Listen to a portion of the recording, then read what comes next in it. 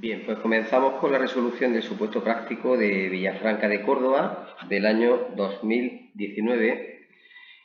y como podemos observar en el planteamiento esquemático de este ejercicio hay 5 situaciones diferentes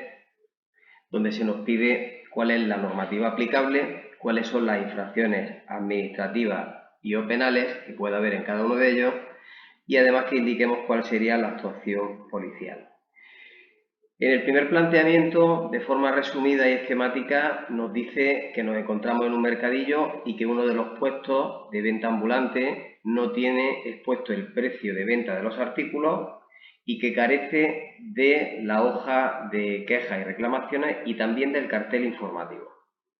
En el segundo supuesto va en relación a los trenes turísticos y nos dice pues, que la patrulla de policía local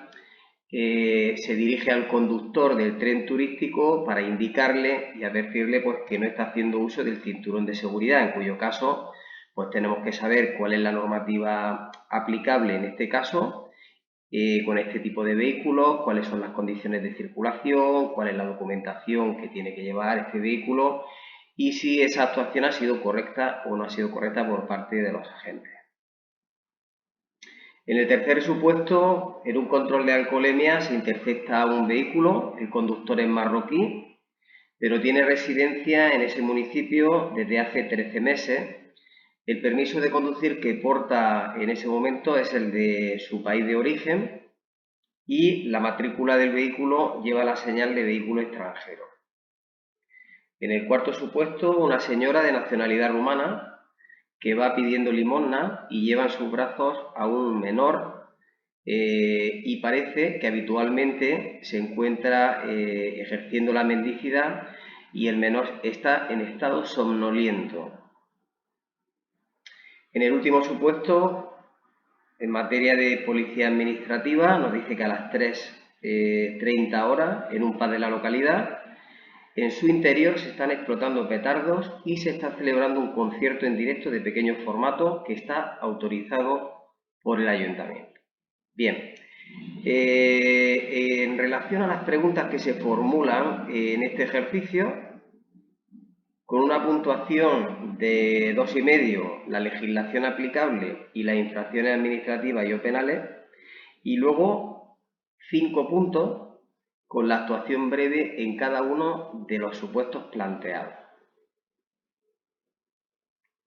Bien, pues comenzamos en primer lugar con la legislación aplicable. Aquí vamos a diferenciar lo que sería la normativa aplicable general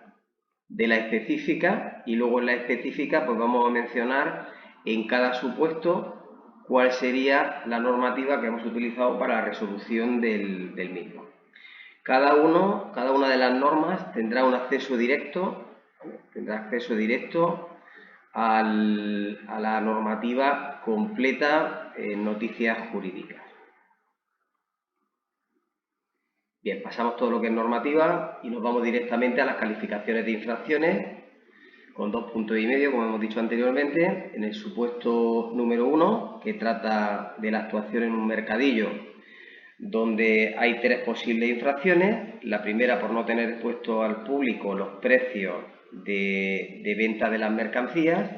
En segundo lugar, por carecer de la hoja de quejas de reclamaciones. Y en tercer lugar, sería por no tener el cartel informativo de hojas y quejas de reclamaciones. En los 3 casos se trataría de una infracción al decreto legislativo 2/2012 de 20 de marzo, por el que se aprueba el texto refundido sobre la materia de venta ambulante. Las infracciones leves se encuentran reguladas en el artículo 13.1 de este decreto, con una sanción que conlleva el apercibimiento o multa de hasta 1.500 euros, siendo competente sancionador el ayuntamiento. Como se trata de infracciones leves, en los 3 casos, no procedería la adopción de medidas provisionales porque recordemos que las medidas provisionales que vienen establecidas en el artículo 12 del decreto se aplicarían en aquellos casos en los que se tratara de infracciones graves o infracciones muy graves. En cuanto al detalle normativo, vamos a mencionar tres normas que son de interés en la resolución de este ejercicio y como materia complementaria, que sería en primer lugar el propio decreto 2/2012, en segundo lugar el decreto 472/2019 de 28 de mayo por el que se regulan las hojas de queja y reclamaciones, y en tercer lugar el Real Decreto 109/2010 de 5 de febrero con respecto al comentario que vamos a hacer a continuación sobre el carnet de manipulador de alimentos. Bien, en primer lugar el Decreto 2/2012, vamos a destacar el artículo 3, puesto que a quien corresponde otorgar la autorización para el ejercicio de la venta ambulante va a ser a los ayuntamientos, que en esa autorización debe de figurar el titular de la autorización y, en su caso, las personas que van a desarrollar en su nombre la actividad, la duración de la autorización, cuál es la modalidad del comercio ambulante autorizada y la indicación del lugar, fecha y hora donde se va a ejercer la actividad. También tendrá que venir el tamaño, la ubicación y la estructura de los puestos donde se va a realizar esa actividad comercial y los productos que están autorizados para su comercialización. Todo esto en relación a la autorización que pide el ayuntamiento, es decir, todo esto tiene que figurar en la autorización. En segundo lugar, los requisitos generales para poder obtenerla será, en primer lugar, que estén dadas de alta las personas en el impuesto de actividad económica y en el régimen de la seguridad social, y, muy importante, que se mantengan estos requisitos durante el periodo de vigencia de la autorización.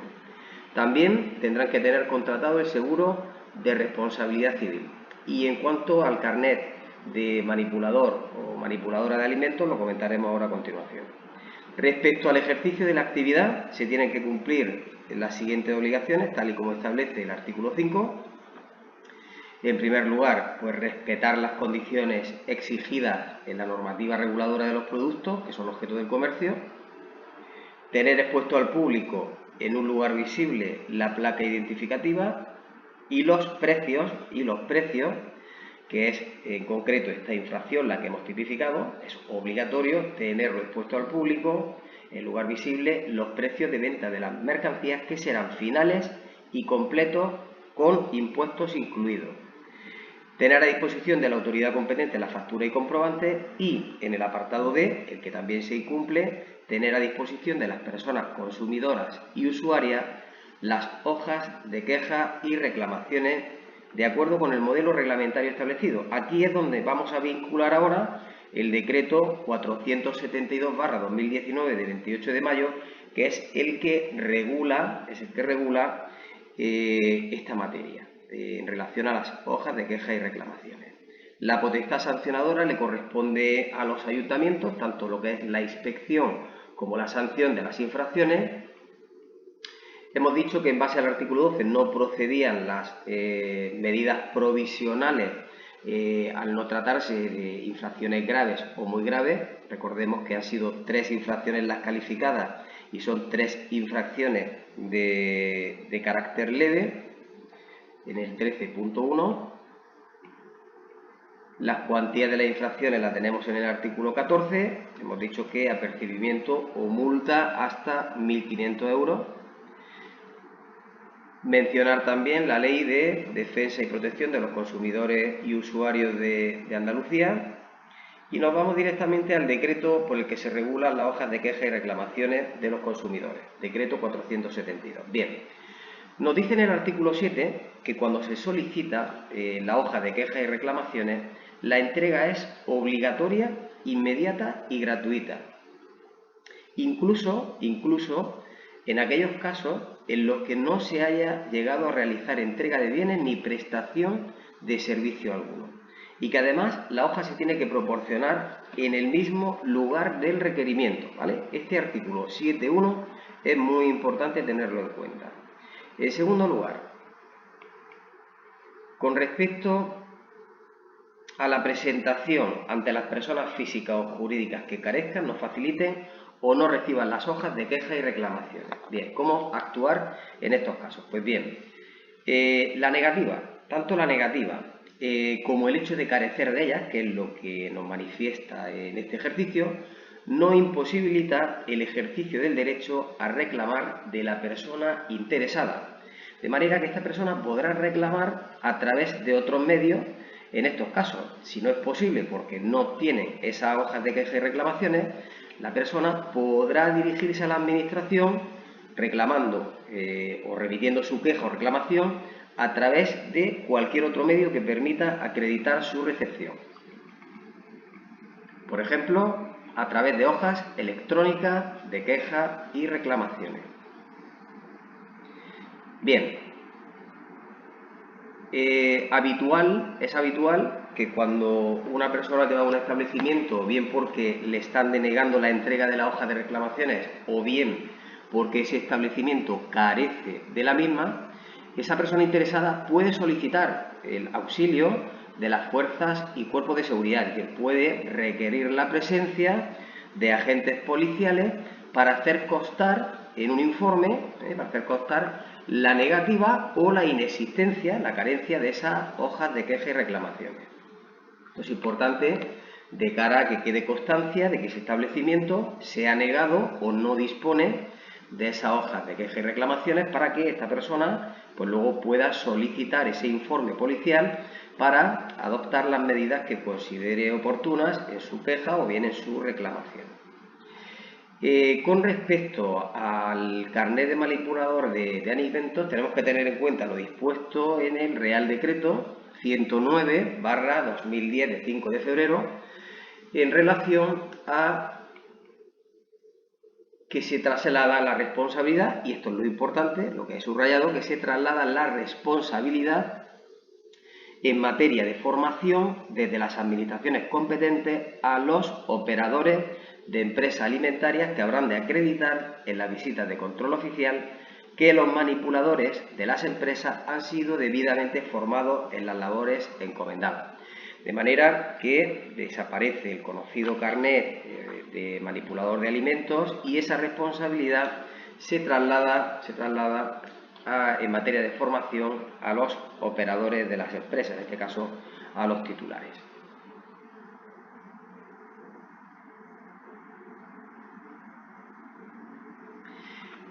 En el supuesto número 2, en relación al tren turístico, pues bien, indicar que los trenes turísticos tienen una serie de limitaciones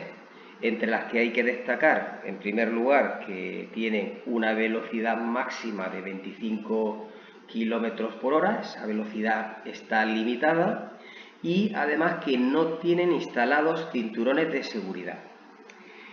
En relación a este tipo de vehículos hay una instrucción de la Dirección General de Tráfico, en concreto la 12/V99,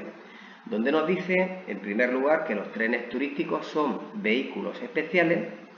que estos vehículos especiales están constituidos por un vehículo tractor y que pueden llevar uno o varios remolques.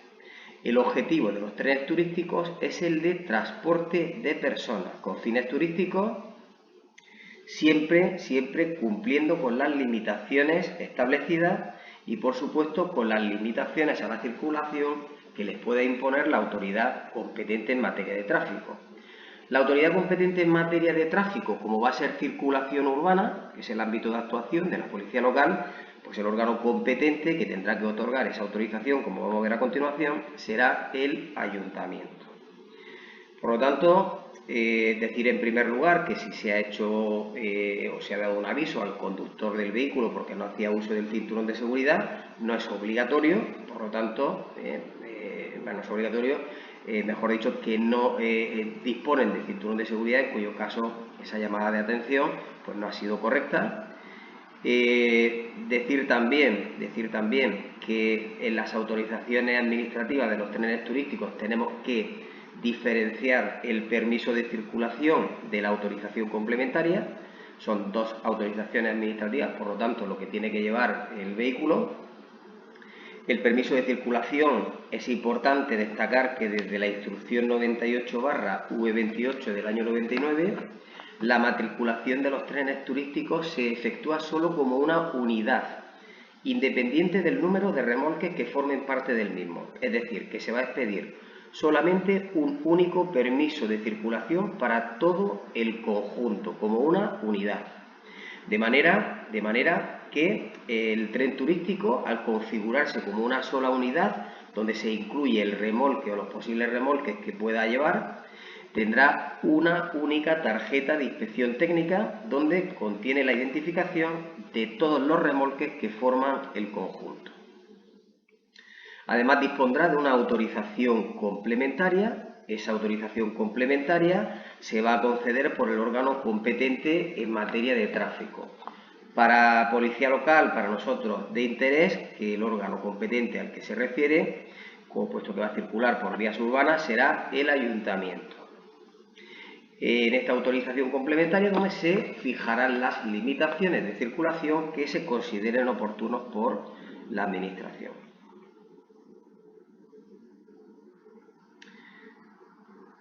Pasamos al supuesto número 3, control de alcoholemia. El marroquí, con permiso de conducir de su país, lleva 13 meses residiendo en nuestro país y el vehículo pues nos dice que lleva una señal como vehículo extranjero. Entendemos, por lo tanto, que este vehículo no ha sido matriculado en España y que posee la placa de su país como vehículo extranjero. Bien, en primer lugar decir que este permiso de conducir no es válido porque Marruecos es un país que tiene, tercer país que tiene acuerdo de canje con España, pero dispone el conductor de un plazo de 6 meses desde que adquiere la residencia para proceder a ese trámite administrativo de canje. Como no ha procedido a realizar el canje, puesto que lleva 13 meses y conduce con su permiso de su país, no sería válida esta circulación, es constitutivo de una infracción de carácter grave, puesto que se trata de un permiso extranjero susceptible de ser canjeado, de manera que se califica esta infracción en el Reglamento General de Conductores y tiene una sanción de 200 euros, siendo competente para su sanción la Jefatura Provincial de Tráfico, recayendo la responsabilidad sobre el conductor. Circula sin permiso de circulación. Tengamos en cuenta que para este tipo de vehículos, como veremos a continuación en la actuación policial, pues con el tiempo que lleva ya tendría que estar matriculado en nuestro país, teniendo en cuenta la aplicación del reglamento comunitario, en concreto el artículo 562, que como digo veremos a continuación en la actuación policial. Consideramos, por lo tanto, una infracción muy grave por circular con el vehículo sin haber obtenido la autorización administrativa correspondiente. Es una infracción al Reglamento General de Vehículos con una sanción de 500 euros y competente para su sanción sería el jefe provincial de tráfico.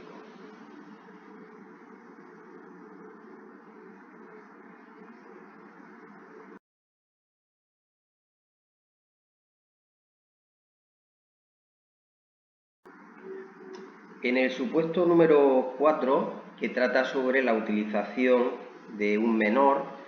para ejercer la mendicidad por una señora que es de nacionalidad rumana, nos dice el supuesto que lleva a un menor en los brazos, va pidiendo limosna y que el menor habitualmente está en estado somnoliento. Bien, empecemos y partimos con la exposición del posible tipo delictivo que nos encontraríamos aquí regulado en el Código Penal en el título 12, relativo a los delitos contra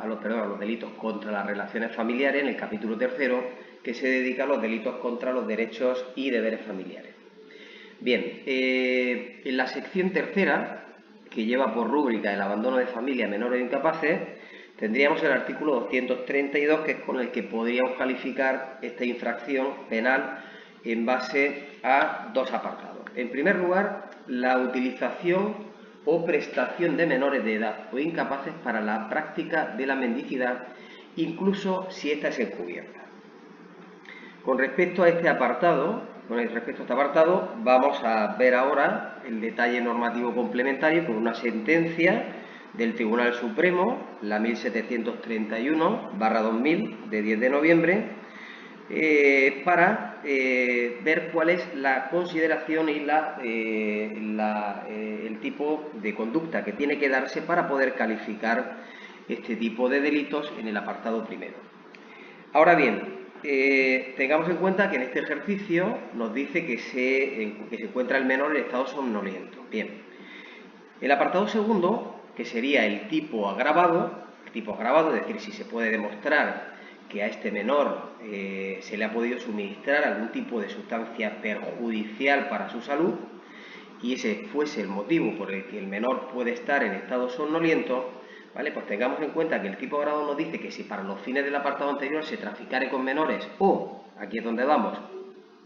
se le suministrare sustancias perjudiciales para su salud, se le impondrá la pena de prisión de 1 a 4 años. Así que fijaros en que las penas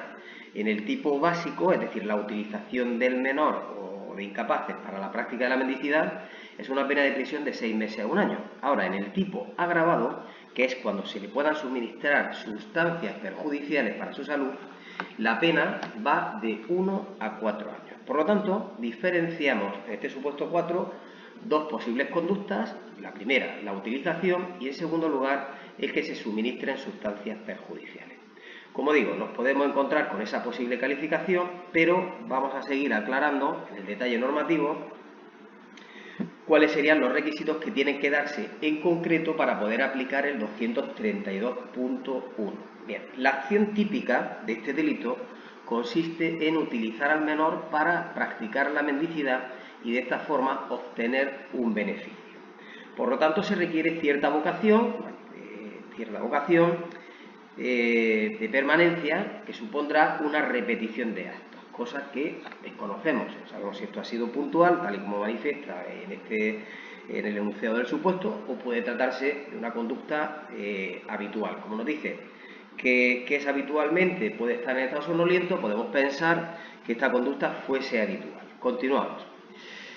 La sentencia del Tribunal Supremo 1731/2000, de 10 de noviembre, se decanta por una tesis restrictiva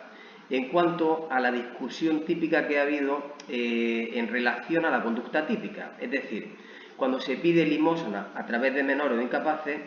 o cuando la utilización de estos menores es para intentar provocar la generosidad de las personas y que den esa limosna. El Tribunal Supremo se ha decantado por la tesis restrictiva al señalar que tan solo concurre el delito del 232.1 cuando los menores son instrumentalizados y se les dedica de manera, y esto es importante, de manera directa o encubierta a la recaudación de dinero mendigando dichos menores en beneficio de los mayores que se aprovechan con su explotación. Y aquí es donde vamos. No dándose el delito estudiado cuando el menor se le utiliza tan solo para despertar en las personas sentimientos de compasión. Por lo tanto, el Tribunal Supremo viene a concluir aquí que la utilización del menor tiene que ser de forma directa, es decir, que el menor realice actos, ¿vale?, y que no sea utilizado para despertar esa generosidad, esa compasión o esos sentimientos de compasión por parte de las personas para poder obtener esa recaudación.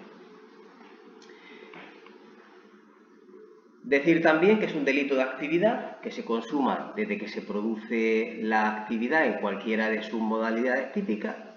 bien por la utilización del menor o bien porque el menor haya sido prestado por otra persona, y que se trata de un delito común. En este delito no se exige que exista una relación paterno-filial entre el menor y el sujeto activo. Por lo tanto, esta posible calificación del supuesto de mendicidad nos decantaríamos en el caso, como hemos dicho anteriormente, en el caso de que se pudiera demostrar que al menor se encuentra o se le han suministrado sustancias perjudiciales y que ese es el motivo por el que pueda estar en estado somnoliento, nos decantaríamos por la aplicación del tipo agravado, descartando el tipo básico, al considerar pues que la conducta que se utiliza en este caso, la utilización del menor, es para dar compasión dar pena y de esa manera causar o despertar ese sentimiento, como dice la sentencia del Tribunal Supremo 1731, para despertar en las personas sentimientos de compasión hacia el resto de las personas.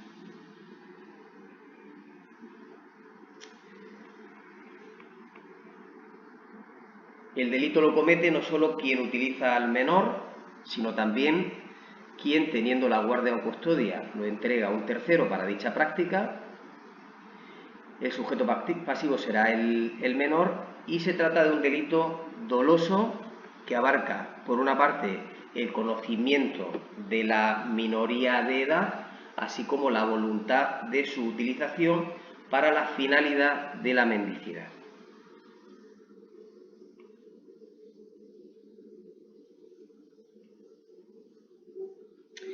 En el último planteamiento, en relación a materia de policía administrativa, establecimiento nos dice que se trata de un pub que está abierto a las 3:30 horas, que están explotando petardos en su interior y que están realizando una actuación en directo de pequeño formato con autorización del ayuntamiento.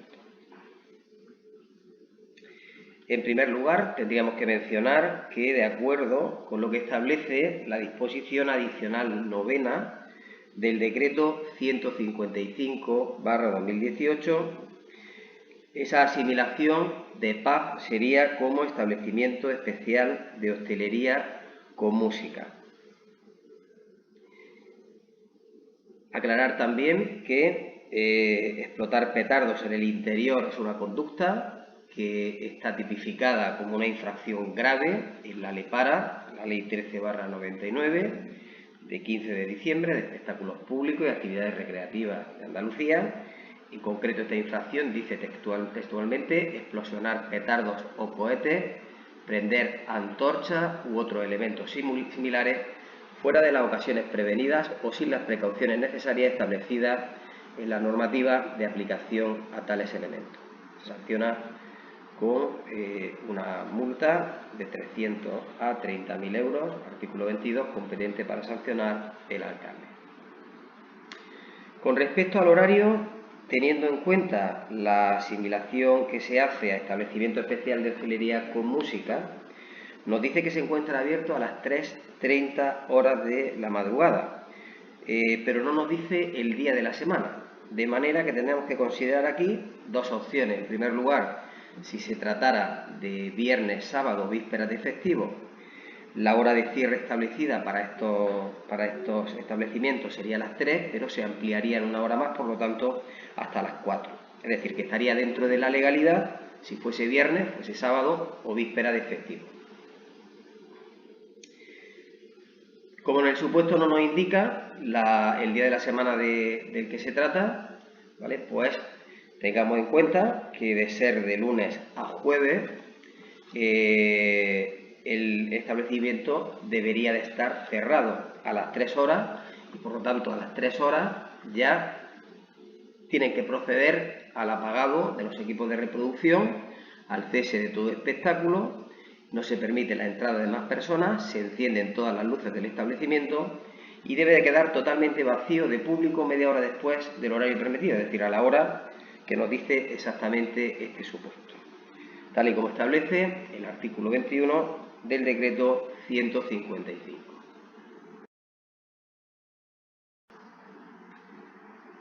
Por lo tanto, dejaríamos pendiente esa aclaración y podríamos calificar la posible infracción en el caso de incumplimiento del horario como una infracción grave al artículo 20.19 de la LEPARA. En el detalle normativo incorporamos la disposición adicional 9ª con la asimilación de establecimientos, el régimen general de horario del artículo 17,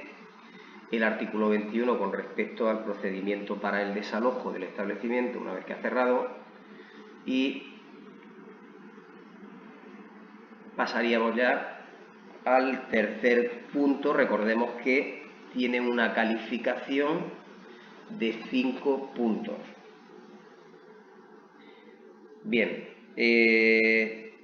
Pasamos al supuesto número 1 para aclarar y explicar la actuación en cada uno de los casos. Tengamos en cuenta también que no podemos extendernos mucho en la resolución de la actuación policial porque nos pide una actuación breve, ¿de acuerdo? Una actuación breve en cada supuesto. Es muy recomendable marcar bien pues, cuáles son los distintos puntos de la actuación y seguir un orden cronológico donde se vea claramente pues, qué es lo que queremos expresar en cada uno de nuestros planteamientos. En todos los supuestos prácticos comenzaremos siempre con una exposición general que se hace con respecto a los criterios, a los principios básicos de actuación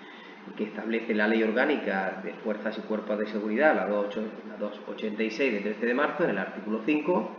En el primer ejercicio, además, como estamos dentro de las funciones que le corresponden como policía administrativa, exactamente igual que en el supuesto número 5, bueno, pues mencionaríamos el artículo 53.1d. Con respecto al puesto de venta ambulante, hay que solicitar al vendedor la identificación personal en base al artículo 16 de la Ley Orgánica de Protección de Seguridad Ciudadana y, por supuesto, toda la documentación para ejercer el comercio ambulante, tal y como hemos visto anteriormente en el detalle normativo y que se expresa en los artículos 3, 4 y 5 del Decreto Legislativo 2/2012. A continuación, los agentes procederán a realizar una inspección completa de todo el puesto de venta ambulante con respecto a lo que establece el artículo 10, que prestarán especial atención al tamaño, la ubicación, los productos autorizados, placa identificativa y, en este caso en concreto, pues se tendría que mencionar y detallar pues que carece de la hoja de los precios de venta, de las hojas de reclamación y del cartel informativo. Para finalizar esta actuación tendrán que levantar las correspondientes actas de inspección y denuncia sobre las infracciones que hemos calificado en la pregunta número 2. Es decir, no tenemos que repetir de nuevo pues, cuáles son las infracciones que vamos a denunciar, puesto que ya las hemos mencionado en la pregunta anterior y es suficiente con hacer una indicación en el supuesto pues, para que el tribunal tenga claro que vamos a formular denuncias por las infracciones ya tipificadas. No tenemos que perder más tiempo en redactar de nuevo lo que ya tenemos puesto en el ejercicio. En el segundo supuesto, que es el del tren turístico, bueno, pues en primer lugar, aquí sí que haríamos una cronología desde que se detiene el vehículo o desde el momento en el que se ordena la detención. Una vez que se ha detenido el vehículo, pues garantizarán en todo momento los agentes su propia seguridad y la de los ocupantes. El comportamiento será de acuerdo con los principios básicos de actuación, proporcionando información cumplida y amplia sobre la actuación en concreto que van a desarrollar. A continuación solicitarán al conductor el permiso de conducir, en este caso, el permiso de conducir, como veremos a continuación, que será el permiso de la clase D1 o D, puesto que se dedica al transporte de personas,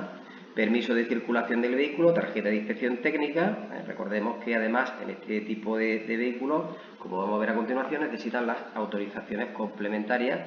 que será la autorización que pide el ayuntamiento. Bien. Por eso, en el siguiente punto, debemos de aclarar que es de aplicación la instrucción de la DGP 12/V99, donde tienen que comprobar de forma específica tanto el permiso de circulación, donde va a figurar en una única tarjeta de inspección técnica la identificación de todos los remolques que lo conforman. Recordemos que va a ser un conjunto, el vehículo tractor con uno o varios remolques que lo conformen, y además en la autorización complementaria, que será expedida por el ayuntamiento correspondiente, pues las posibles limitaciones, horarios y el recorrido que esté autorizado a realizar. Comprobar el permiso de conducir del conductor dependerá del número de personas que se transporten. Para un máximo de 16 pasajeros, además del conductor, necesitará el permiso de la clase D1 y para el transporte de más de 8 pasajeros el permiso de la clase D. Se puede comprobar también la obligación que tienen este tipo de vehículos de disponer con las siguientes señales: la señal V2, vehículo obstáculo en la vía; también la señal V4, limitación de velocidad; V5, vehículo lento, es optativa; y V6, vehículo largo, en el caso de que la longitud fuese superior a 12 metros. En el detalle normativo, pues tenemos las distintas señales. Comprobamos el seguro obligatorio. SOA, seguro obligatorio de responsabilidad civil, Real Decreto Legislativo 8/2004, y seguro de viajeros, SOVI, teniendo en cuenta que el artículo 11 del decreto, el Real Decreto 1575/89 de 22 de diciembre, hay transportes que están excluidos, como por ejemplo los medios de transporte destinados al transporte público de personas con capacidad inferior a 9 plazas. Por lo tanto, tenemos que tener en cuenta este punto.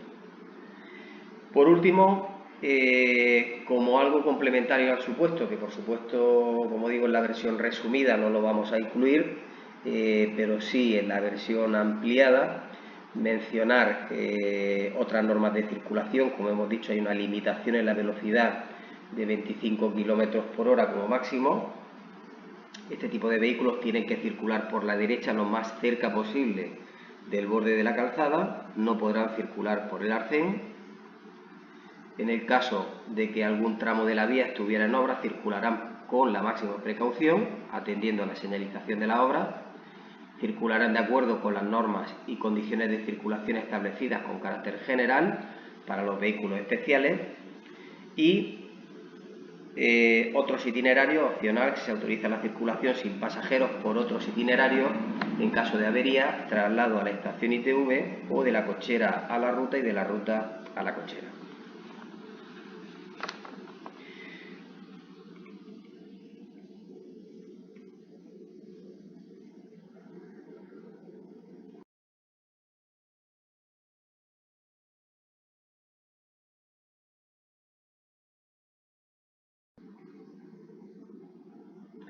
Supuesto número 3, recordemos que es el control de alcoholemia.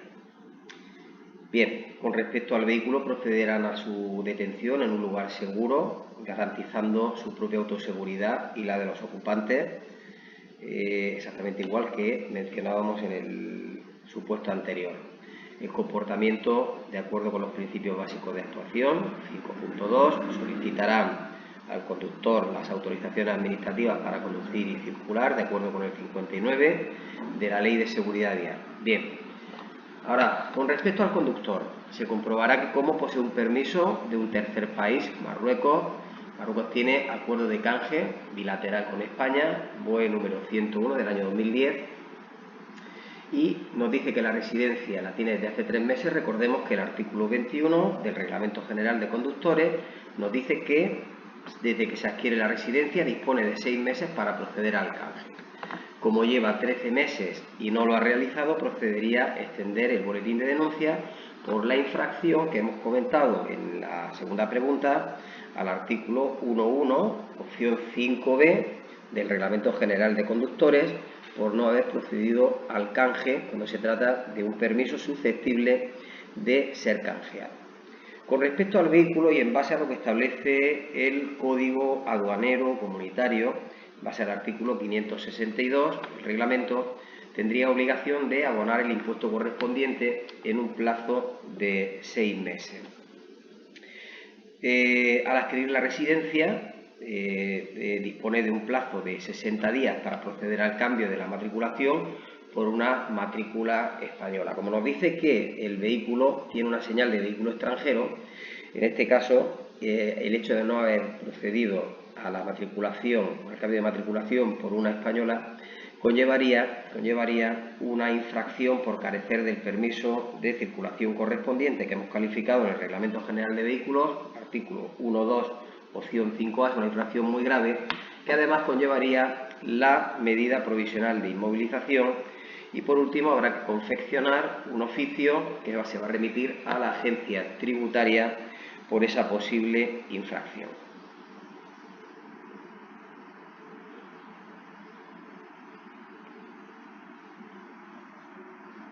En el supuesto número 4, los agentes garantizarán, en primer lugar,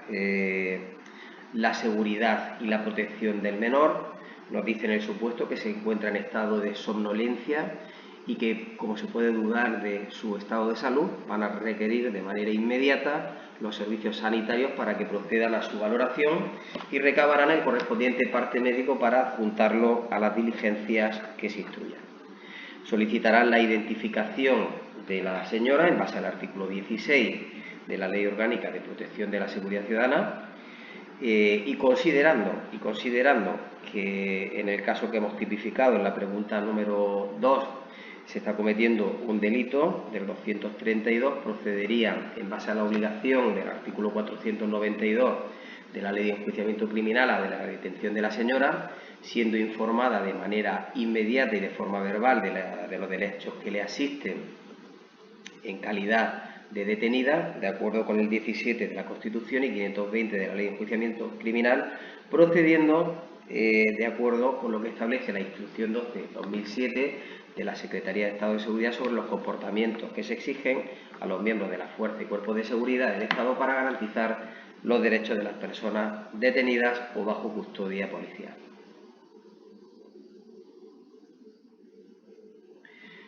Realizarán las gestiones para localizar a algún familiar directo que pueda hacerse cargo del menor. Si se localiza a algún familiar directo, se le hará un acta de entrega. Todo ello teniendo en cuenta pues, que el menor se encuentra bien. Al no decirnos nada del supuesto, no tenemos por qué pensar lo contrario. En el caso de que no encontráramos a ningún familiar haciendo esas gestiones que pudiera hacerse cargo del menor, pues tendríamos que ponerlo en conocimiento de los servicios de protección de la Unidad de Policía Nacional adscrita a la comunidad autónoma, Servicios de Protección APROME. Se trasladará esta señora a dependencias policiales para la confección de las correspondientes diligencias y, por último, se confeccionará un informe dirigido a los servicios sociales del Ayuntamiento.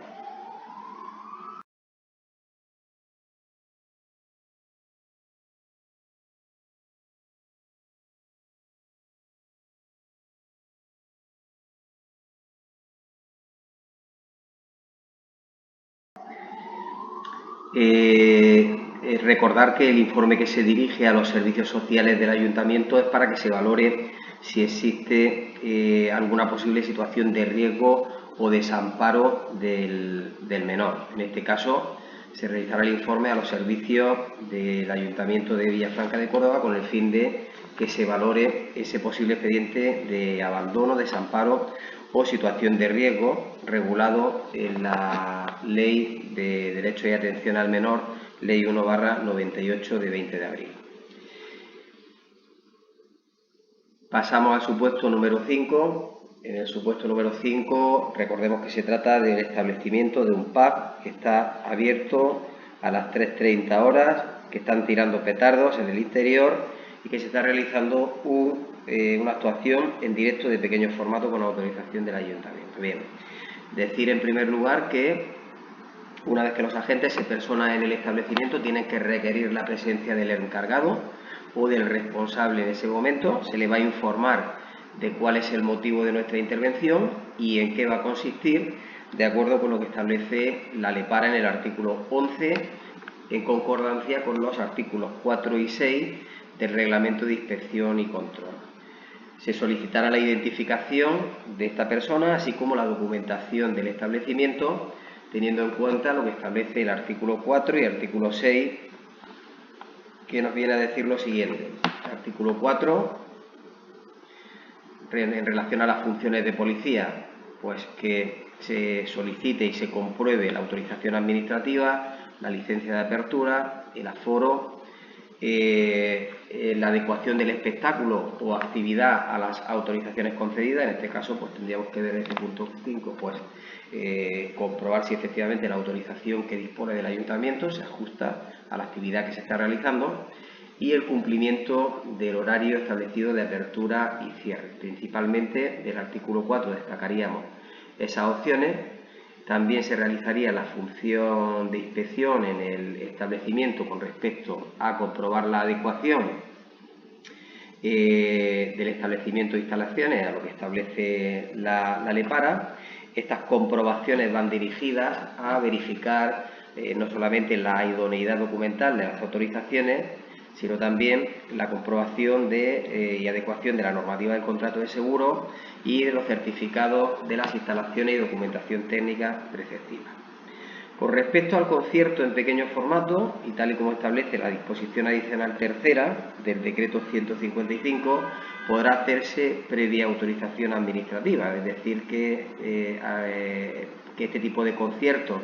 pueden realizarse en este tipo de establecimientos, pero en periodos no superiores a 4 meses naturales al año. En el caso de que se careciera de dicha autorización, que no es el caso, puesto que aquí nos dice que la actuación estaba autorizada, pues bueno, se denunciaría por el 21 de la LEPARA. Bien, en este caso, si se incumple el horario establecido, tal y como hemos aclarado en la pregunta número 2, pues se procedería a levantar un acta por la infracción calificada anteriormente. Y ya en el detalle normativo, mencionar los artículos de la LEPARA, el artículo 11 de inspección y control, en el artículo 17, que también hemos mencionado en la pregunta número 2, con respecto al régimen general de horarios de cierre de los establecimientos, nos iríamos a los establecimientos especiales de hostelería con música, que cerrarían las 3 horas, teniendo en cuenta que si fuese viernes, sábado y víspera de festivo se ampliaría una hora más, por lo tanto hasta las 4, y estaría dentro del horario permitido. El régimen general de horarios de apertura, tendríamos aquí las infracciones, la 2019, la sanción en el artículo 22, la competencia para sancionar en el 29. Con respecto al decreto 155, ¿vale?, mencionar los artículos correspondientes, y con esto pues daríamos por finalizado ya la resolución de este examen de Villafranca de Córdoba del año 2019.